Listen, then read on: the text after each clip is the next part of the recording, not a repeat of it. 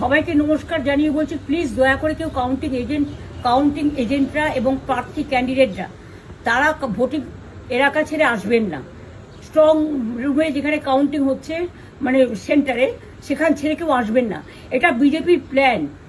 প্রথম 2-3 রাউন্ডে আমি কালকে থেকেই বলছি যে ওদেরগুলো আগে দেখাবে, আমাদেরগুলো পরে দেখাবে। এবং অনেক জায়গায় 2-3 রাউন্ড কাউন্টিং করার পরে প্রায় 100টা জায়গায় কাউন্টিং বন্ধ করে রেখে দিয়েছে। এবং কল্যাণীতে ধরা পড়েছে 7টা মেশিন, যেখানে কোনো মিল নেই।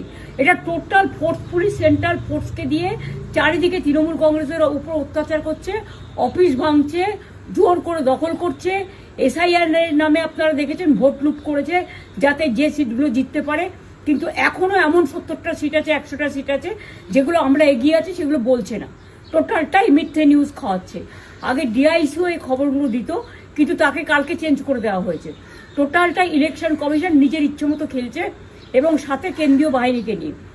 এবং আমাদের পুলিশরা টোটাল মাথা নত করে কেন্দ্রীয় বাহিনীর আন্ডারে কাজ করছে। সুতরাং আমি আমাদের কাউন্টিং এজেন্টদের, আমাদের সমস্ত পার্টির কর্মীদের বলবো, অত মন খারাপ করার কারণ নেই। আমি বলেছিলাম সূর্যাস্তের পরে আপনারা জিতবেন।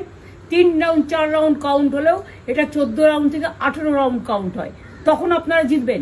Wait and see, watch. আমরা সবাই আপনাদের সাথে আছি, আপনারা কেউ ভয় পাবেন না, নিশ্চিন্তে থাকুন। আমরা বাঘের বাচ্চার মতো লড়াই করে যাবো।